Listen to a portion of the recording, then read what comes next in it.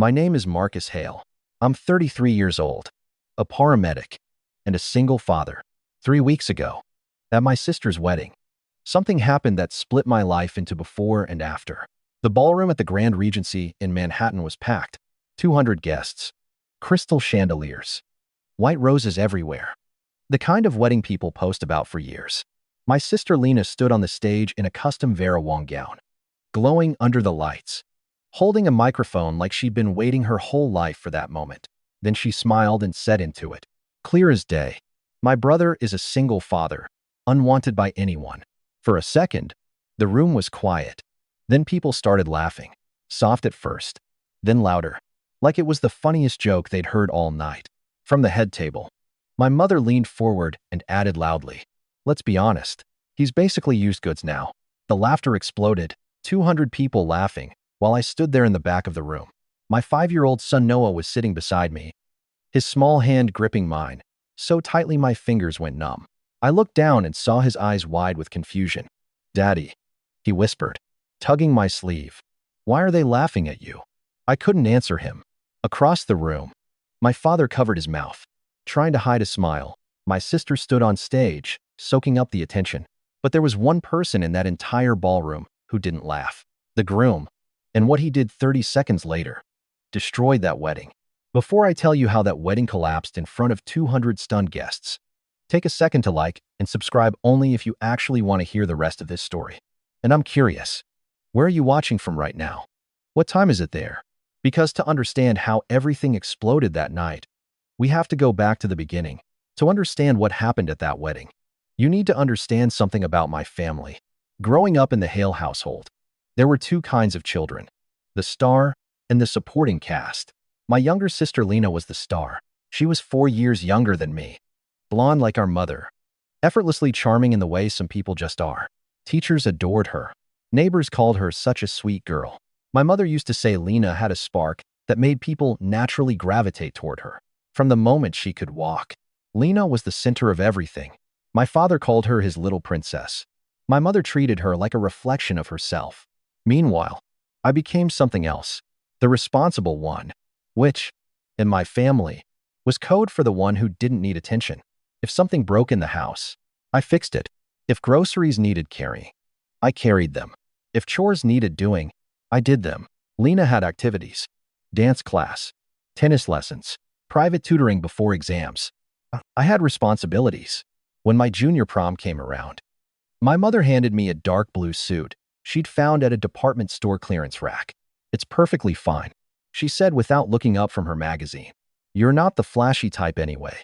2 years later, when Lena went to prom, my parents spent over $600 on her dress. I remember the box arriving, blush pink, hand-beaded, designer, label, the kind of dress that made my mother gasp when Lena tried it on. "She looks like royalty," Mom said proudly. I stood in the hallway holding a bag of groceries while they admired her in the mirror. Our bedrooms told the story just as clearly. Lena had the big corner room overlooking the backyard. White furniture, to fairy lights strung across the ceiling, walls decorated with framed photos from vacations and school events. My room was the smallest one in the house, right next to the laundry room. The furniture had belonged to my grandfather before he passed. Heavy, dark wood that smelled faintly like mothballs. But here's the thing, I didn't hate Lena for it. How could I? She was just a kid growing up in the system my parents built. What I did wonder, sometimes late at night when the house was quiet, was something else. What was wrong with me? What invisible flaw existed inside me that made my own parents look straight through me like I wasn't even there? I didn't know it then, but that same pattern, the golden child and the expendable one, would follow me all the way to the night of my sister's wedding. And by the time that night arrived, it had been building for more than 30 years. I met my ex-wife Rachel when I was 25. At the time, I had just finished my certification as a paramedic and started working full-time for Hartford EMS. The hours were brutal 12-hour shifts, sometimes longer, but I loved the work. Saving people, helping strangers on their worst days. It gave my life a sense of purpose. Rachel worked in medical sales. She was confident, quick-witted, the kind of person who could walk into a room full of strangers and somehow leave with everyone liking her. At first, she made me feel seen, really seen. We dated for a year before getting married. The wedding itself was small, nothing like the spectacle Lena would eventually have, but it was good enough for me. My parents attended, but most of the reception conversation revolved around Lena landing an internship with a prestigious marketing firm in Boston. Lena's going places. My mother told everyone within earshot. She's always been exceptional, even at my own wedding. The problems with Rachel didn't start immediately. They crept in slowly. The way cracks appear in a wall before you realize the foundation is shifting. She criticized little things first. My schedule, my clothes, the fact that I was always tired. You could do better than driving an ambulance your whole life, she once told me. Then came the isolation. Friends I didn't see anymore. Family dinners she didn't want to attend. By the time our son Noah was born, things were already falling apart. I discovered the affair when Noah was 8 months old. Rachel had been seeing a regional manager from her company for nearly a year. The divorce was finalized before Noah turned 2. I was 28 years old, a single father working night shifts, and paying daycare bills that sometimes cost more than my rent. My mother's response when I told her, a long, disappointed sigh. I always worried you didn't know how to keep a woman happy, she said. Then she added the line I'll probably remember for the rest of my life. Lena would never let something like that happen. My father said nothing. He rarely ever did. Lena texted me once during the entire divorce. That sucks. But honestly, you always pick the wrong women. No offer to help. No asking how Noah was doing. No concern about whether I was drowning. And the truth was, I was. But I didn't need them to rescue me. I just needed them to stop acting like my pain was some kind of entertainment. Daniel Mercer entered my life about 2 years before the wedding.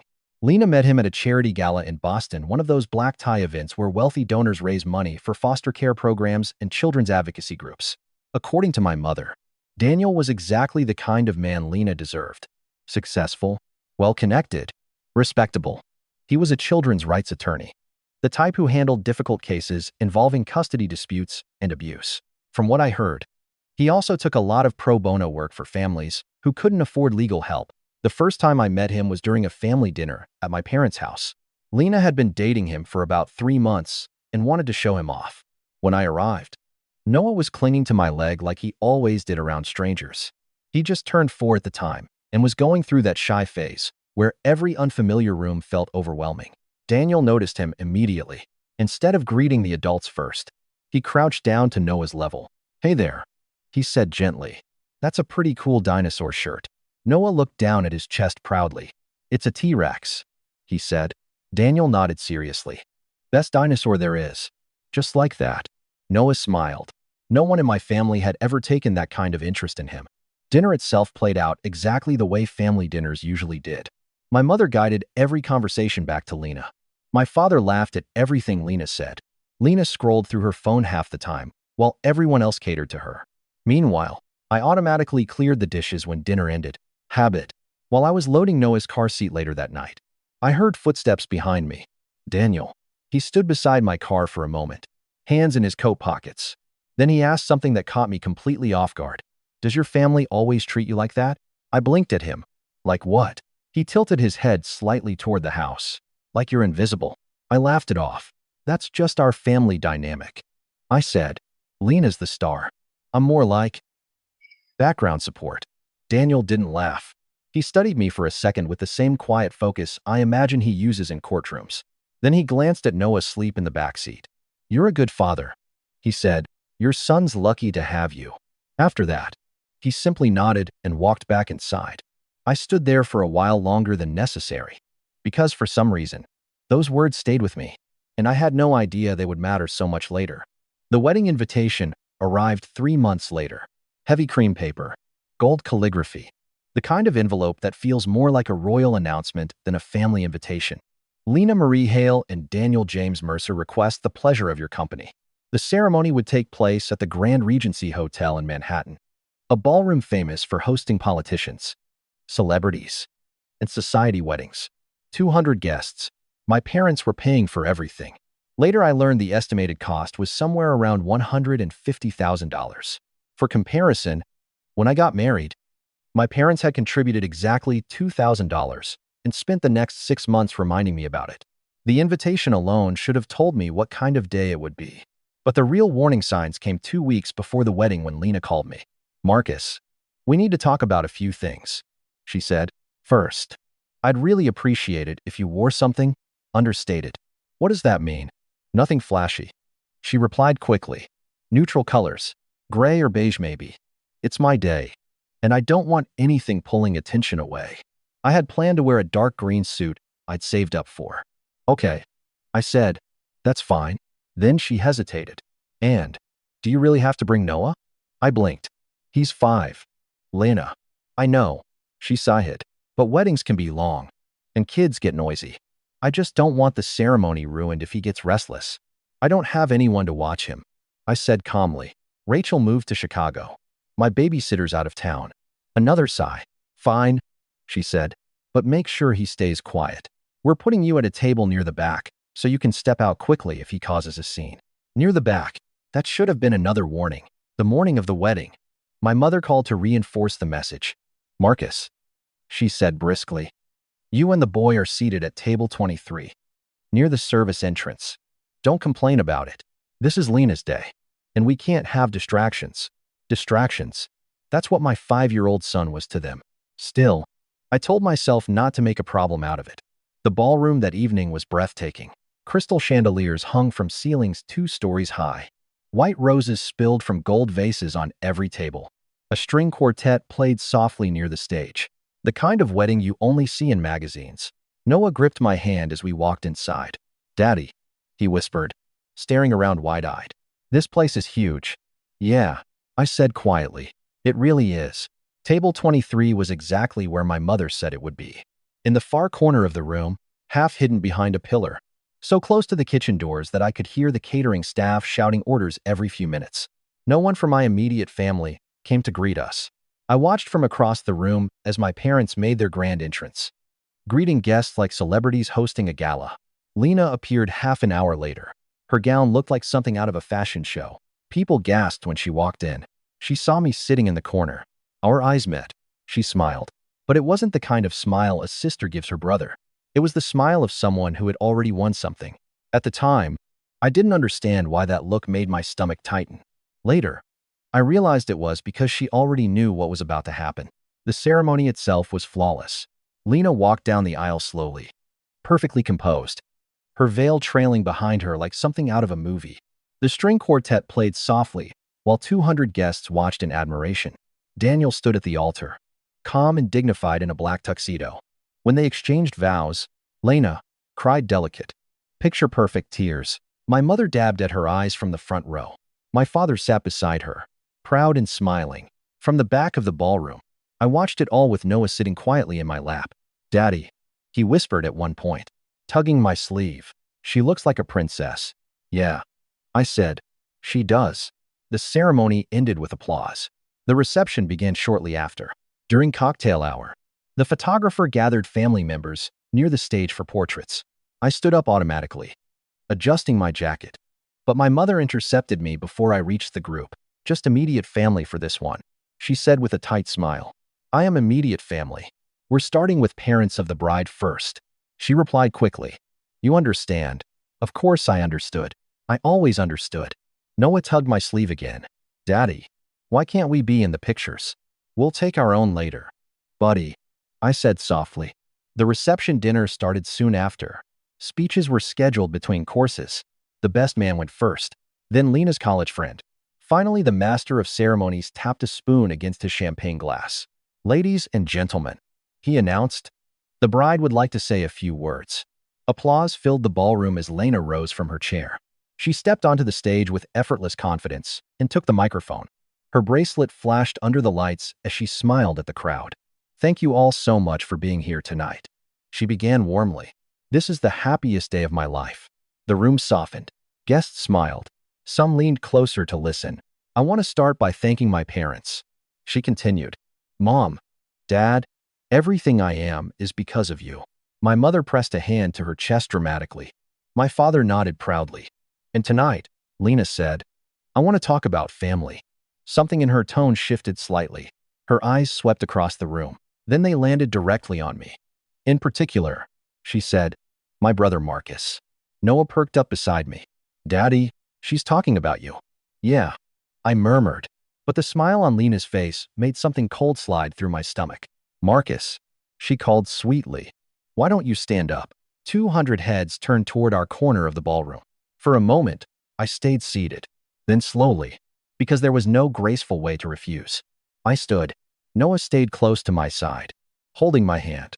There he is, Lena said brightly. My big brother. A few polite claps came from scattered tables. Then Lena tilted her head slightly. Marcus has always taught me some very valuable life lessons. The tone of the room began to shift. My brother, she continued, is a single father. The words landed strangely in the room. A few guests shifted in their seats. He got married young. Lena went on casually. Had a baby. She shrugged dramatically. And then, well, his wife left him. A ripple of awkward laughter moved through the crowd. I felt my face grow hot. But honestly, Lena sighed into the microphone. Can you blame her? More laughter. This time louder. My brother is unwanted. She continued smoothly. No woman wants to date a man who already comes with baggage. She gestured vaguely in my direction. A kid. Bills. A messy life. Several of Lena's friends near the front table giggled into their glasses. Then my mother's voice rang out from the head table. Clear. Proud. He's basically used goods now. The ballroom erupted. 200 people laughing. Some loudly. Some nervously. But laughing all the same. My father leaned back in his chair, covering his mouth as his shoulders shook. I looked down at Noah. His little face was crumpled in confusion. Daddy, his voice trembled. Why are they laughing at you? I couldn't answer. My throat had completely closed. Lena wasn't finished. You know, she continued, riding the laughter like a performer working a crowd. Growing up, people always wondered why Marcus and I turned out so differently. She paced slowly across the stage. Same house, same parents. She stopped and shrugged. But some people succeed. Her eyes locked onto mine. And some people become cautionary tales. A few people clapped. Actually clapped. To Marcus. Lena said, raising her champagne glass. My lifelong example of what not to become. Glasses lifted across the room. More laughter. Noah's hand tightened painfully around mine. Daddy, I want to go home. I know. Buddy. I whispered. But my feet wouldn't move. I was frozen under 200 watching eyes. Then Lena leaned toward the microphone again. Oh, and Mom's right. She added lightly. My brother really is used goods. And that's when the groom stood up. Daniel pushed his chair back slowly. His eyes were locked on Noah. And the entire room fell silent. Daniel pushed his chair back slowly. The sharp scrape of wood against marble cut through the laughter like a blade. At first, no one seemed to understand what was happening. Guests were still smiling, still holding their champagne glasses midair. Lena glanced toward him from the stage. Confused. Daniel, she said lightly into the microphone. Relax. I'm not done yet. But he wasn't looking at her. His eyes were fixed across the ballroom. On Noah. My son had buried his face against my side. His small shoulders shaking as he tried to hide the fact that he was crying. Daniel saw that. And something in his expression changed. He walked toward the stage with calm, deliberate steps. His polished shoes clicked against the marble floor in the sudden silence. The string quartet had stopped playing. 200 guests watched without breathing. When he reached the stage, Lena gave a small laugh, trying to keep control of the moment. Daniel, sit down, she said under her breath. You're ruining the speech. He didn't respond. Instead, he stepped forward and gently, but firmly took the microphone out of her hand. Not angrily, just decisively, like someone removing a dangerous object from a child. Daniel, Lena whispered sharply, panic creeping into her voice. What are you doing? He raised the microphone. I'm sorry for interrupting, he said calmly to the room. His voice carried across the silent ballroom. But there's something that needs to be said. Then he looked directly at me. Not past me. Not through me. At me. I've spent the last 2 years watching how this family treats Marcus. Murmurs rippled across the crowd. 2 years of dinners where he's ignored. 2 years of holidays where he's treated like he barely exists. Lena grabbed his sleeve. Daniel, stop. You're embarrassing me. He stepped away from her touch. No, he said quietly. You did that yourself. The room went completely still. Daniel turned and pointed gently toward my table. Toward Noah. I'm a children's rights attorney, he continued. My entire career has been spent protecting children from toxic family environments. His voice hardened slightly. That boy is 5 years old. He paused. And you just made him sit there while 200 adults laughed at his father. No one moved. No one spoke. You called Marcus unwanted. Daniel said. You called him damaged. You called him used goods. His jaw tightened. In front of his child. My mother's face had gone pale. My father stared down at the table. Lena forced a brittle laugh. Oh my God. Daniel. It was just a joke. A joke, he repeated quietly. You wrote that speech. Lena. His voice sharpened. You rehearsed it. You turned your brother's life into a public humiliation for entertainment. Then Daniel stepped back, creating a visible distance between them. I can't marry you, he said. Gasps burst through the ballroom. Lena froze. What? I will not marry someone capable of that kind of cruelty. Silence. Heavy. Stunned. Then Daniel glanced toward the edge of the dance floor. A phone sat on a small tripod. Still recording. My cousin Mike has been live streaming the reception for family members who couldn't attend. Daniel said calmly. About 50 people outside this room have just watched exactly what kind of family I almost married into. The air seemed to collapse. Daniel set the microphone down on the stage. I apologize for the disruption to your evening, he told the stunned guests. The bar is still open. Then he turned and walked out of his own wedding. For a few seconds after Daniel walked out, the ballroom remained completely silent. 200 people sitting frozen in their chairs. Then the noise started. Whispers first, then louder voices, then chaos. Marcus. My mother's voice cut through the room like a siren. She stood up so quickly her chair nearly tipped over and marched straight toward my table. Her heels striking the floor in sharp, angry clicks. Her face wasn't shocked. It wasn't embarrassed. It was furious. What did you do? She demanded, leaning toward me across the table. Her manicured finger jabbed the air between us. What did you say to Daniel? I didn't say anything. I replied quietly. Don't lie to me, she snapped. You poisoned him against Lena. You couldn't stand seeing your sister happy for one day. My father appeared beside her, his jaw tight. What exactly did you tell him behind our backs? He asked. I barely spoke to him. I said. From the head table. Lena suddenly stood up. Her mascara had begun to smear down her cheeks, streaking the flawless makeup she'd spent hours applying. You've been doing this since the beginning, she shouted across the room. You've always been jealous of me. The crowd watched us like spectators at a tennis match, eyes shifting from Lena to me. You couldn't let me have one perfect day, could you? She continued. You had to ruin it. And just like that, I could see the story changing, rewriting itself in real time. Guests who had been laughing minutes ago were now whispering to each other. Maybe Marcus said something earlier. Maybe the brother caused it. Poor Lena. The humiliation I'd just endured was already being erased, replaced with a new narrative. I was no longer the target. I was the villain. I looked down at Noah. His eyes were still red from crying. His small hand clung to my jacket like he was afraid I might disappear. And suddenly something inside me shifted. For 33 years I had been the quiet one, the one who stayed calm, the one who absorbed every insult because it was easier than fighting back. But this wasn't about me anymore. This was about my son watching his father get torn apart and learning that it was normal. Slowly, I stood up. I lifted Noah into my arms. I didn't say anything to Daniel. I said calmly, I didn't need to. I looked directly at my mother. He has eyes. Then I turned toward the ballroom exit. Behind me, my mother's voice rose again. Marcus, you come back here and apologize to your sister right now. I didn't turn around. Noah wrapped his arms around my neck. Daddy, he whispered softly. Are we going home? Yes, I said. We are. And for the first time that night, I meant it. By the time Noah was asleep that night, my phone looked like it had survived a small explosion. Missed calls. Dozens of them. My mother had called 28 times. Lena had called 15. My father had left 3 voicemails, each one shorter than the last.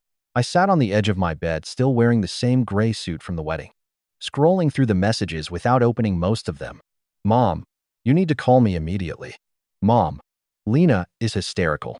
Daniel left because of you. Mom, I cannot believe the damage you've caused this family. Lena, you've always been jealous of me. Lena, I hope you're happy. Dad, your mother is very upset. I turned the phone face down on the nightstand. For a few minutes, I just sat there in the quiet apartment. The adrenaline from the night was finally draining out of my system, leaving behind something heavy and hollow. Then my phone buzzed again. A message from Rachel, my best friend from the ambulance station. Marcus, you need to see this. 17 screenshots followed. At first, I didn't understand what I was looking at. Then I saw the group chat title. Hail family. No, Marcus. The messages were dated 2 weeks before the wedding. I'm working on my speech. I'm going to call Marcus out in front of everyone. Just don't go too far. We don't want it to seem cruel. Relax. I'll make it funny. People love a roast. Honestly, he deserves it. Showing up everywhere with that kid, like his life choices, are something to be proud of. Exactly. Someone needs to remind him he's a walking cautionary tale. Just keep my name out of it. Don't worry. Marcus won't say anything anyway. He never does. I stared at the screen for a long time. Every word Daniel had said on that stage was true. This hadn't been a spontaneous joke. It wasn't a misunderstanding. It was planned, scripted, approved. My mother had helped write the speech that humiliated me in front of 200 people. My father had known, and Lena had been absolutely certain about one thing, that I would stand there and take it. I sat there for a long time, with those screenshots glowing on my phone. The apartment was quiet except for the faint hum of the refrigerator and the soft sound of Noah breathing in the next room. He had fallen asleep almost immediately after we got home, exhausted from crying. I walked to his doorway and leaned against the frame. He was sprawled across the bed, one arm wrapped around his stuffed dinosaur. Completely peaceful again. Kids recover quickly. Adults, not so much. I looked back down at my phone. For most of my life, I'd believed something simple. If I worked hard enough, if I stayed patient enough, if I proved myself enough, eventually my family would see me. Eventually they'd respect me. Eventually they'd love me the same way they loved Lena. But the screenshots made one thing painfully clear. There had never been a finish line. No moment where I could finally earn their approval. Because the role they had written for me in their story was already fixed. The failure, the disappointment, the punchline. I opened the contact list on my phone. My mother's name was first. My thumb hovered over it for a moment. 33 years of history in one tiny button. Then I blocked the number. Next was Lena. Blocked. Then my father. Blocked. No speeches. No arguments. No final dramatic confrontation. Just silence. I went back to Noah's room and sat on the edge of his bed. He stirred slightly, mumbling something about dinosaurs in his sleep. I brushed a hand gently through his hair. For what it's worth, I whispered quietly, we're going to be okay. And for the first time in my life, I wasn't hoping my family would change. I was simply choosing to leave them behind. I didn't post anything about the wedding. I didn't defend myself online. I didn't call relatives to explain my side. I simply went to work the next morning and kept living my life. But the internet had other plans. Within a few days, the video from the reception started spreading. At first, it circulated among extended family cousins, aunts, people who hadn't been able to attend the wedding but had watched Mike's livestream. Then it moved further. Friends of friends, coworkers, people who knew someone who knew someone. The problem with humiliating someone in front of 200 guests is that 200 witnesses exist, and cameras remember everything. My Aunt Linda called me the following week. Marcus, she said carefully, I just watched the video. There was a long pause. I'm ashamed of your mother. I didn't know what to say to that. Your Uncle Robert in California saw it too. She continued. He called your father and said some things I probably shouldn't repeat. Apparently, the Hale family gossip network had gone into full overdrive. Except this time, it wasn't targeting me.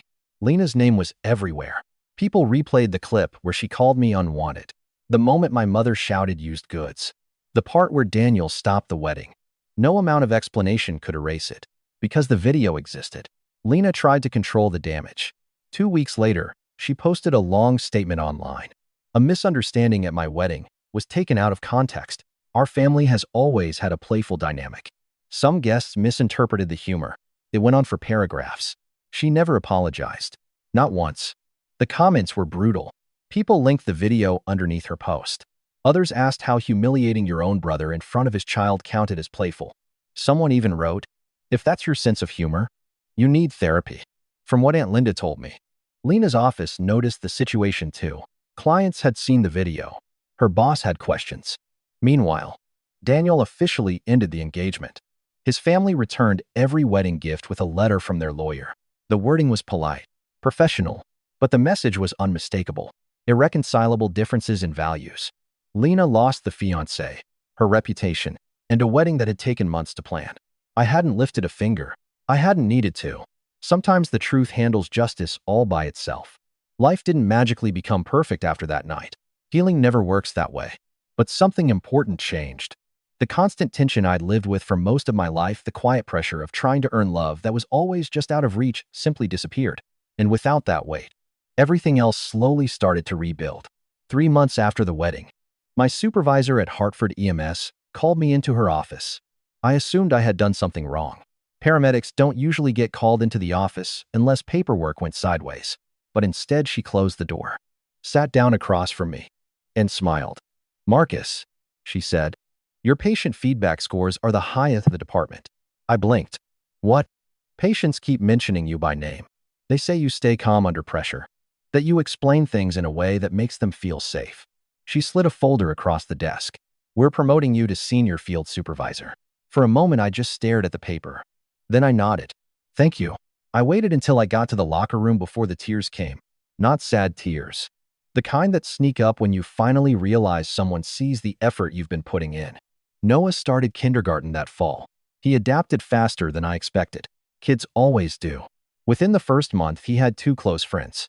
Oliver, who talked nonstop about dinosaurs, and Sophie, who apparently beat everyone at math games. One afternoon, his teacher stopped me at pickup. "Hail," she said warmly. "Noah is a wonderful kid." I felt an automatic flash of worry. Parents only get pulled aside for bad news. But she smiled.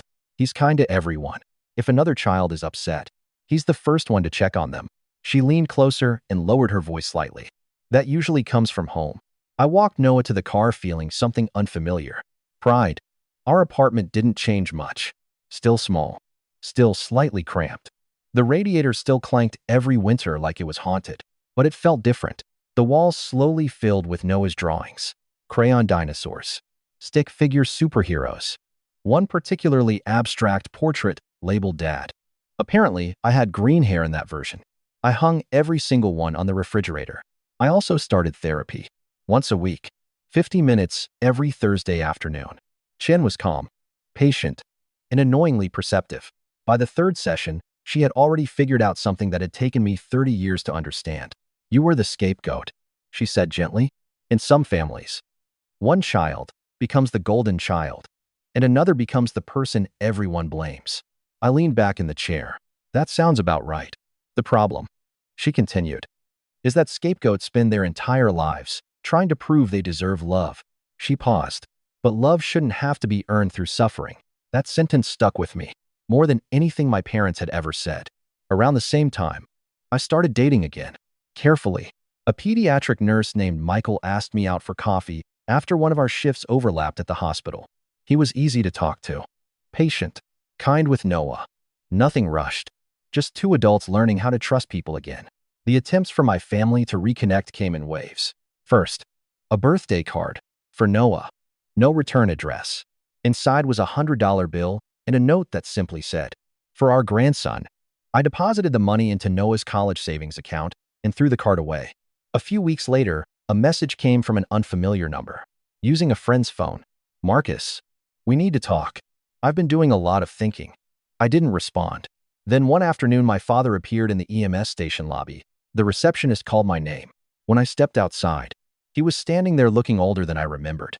"5 minutes," he said quietly. We walked out to the parking lot. He kept his hands in his jacket pockets. "Your mother's struggling," he said. "She cries every day." I waited. Lena hasn't been herself since the wedding. Another pause. Then he looked at me. I know what happened wasn't right. It was the closest thing to an apology I'd ever heard from him. But it came 33 years late. "Dad," I said gently. "I spent my whole life waiting for things to be different." The wind moved through the parking lot, carrying the distant sound of ambulance sirens. "I'm not waiting anymore." He nodded slowly.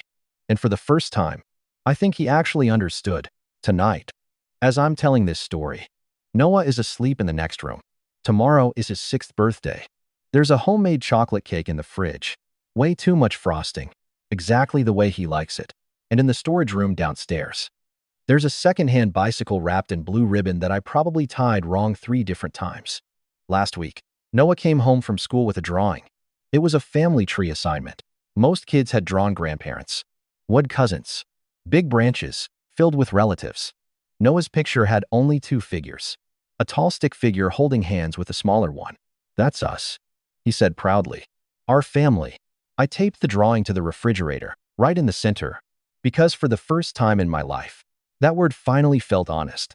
If you had told me a year ago that I would cut off my entire family, I probably would have laughed or argued with you. Maybe both. I grew up believing something most people are taught from the time they're kids. That family is everything, that blood ties are permanent, that love means tolerating things that hurt you. Because that's what loyal sons and daughters do. You forgive. You endure. You stay. For 33 years. That's exactly what I did. I stayed quiet when my accomplishments were ignored. I stayed polite when my sister was praised for things I'd already done. I stayed patient when my own parents treated my failures like proof that I was somehow less than her. I thought that was strength. That absorbing everything without complaining made me the bigger person. But I understand something now that I didn't understand back then. Silence isn't strength. Not when it costs you your self-respect, not when it teaches your child that being mistreated is normal. Real strength is different. Real strength is standing in a ballroom full of 200 people, holding your crying child, and realizing that you don't have to stay where you're not respected. Real strength is walking away. Not dramatically, not angrily, just calmly choosing a life where cruelty isn't normal, where love doesn't come with humiliation attached. I don't hate my family. That's the strange part. For a long time, I thought anger would stay with me forever. But anger eventually burns itself out. What replaced it is something quieter. Peace. My mother still tells relatives that I'm unforgiving, that I abandoned the family. Maybe some people believe that. But the people who saw the video, the ones who watched what happened that night, they know the truth. Walking away didn't destroy my life. It saved it. More importantly, it saved my son from growing up thinking that love looks like laughter at someone else's pain. If there's one thing I hope Noah learns from all of this, it's something simple. You don't owe loyalty to people who treat you like you're disposable, not even if they share your last name. Boundaries aren't walls. They're doors. And you get to decide who is allowed to walk through them. Sometimes the bravest decision you'll ever make is the quietest one. Turning around, taking your child's hand, and choosing to walk away. Because real strength isn't staying where you're hurt. Real strength is leaving.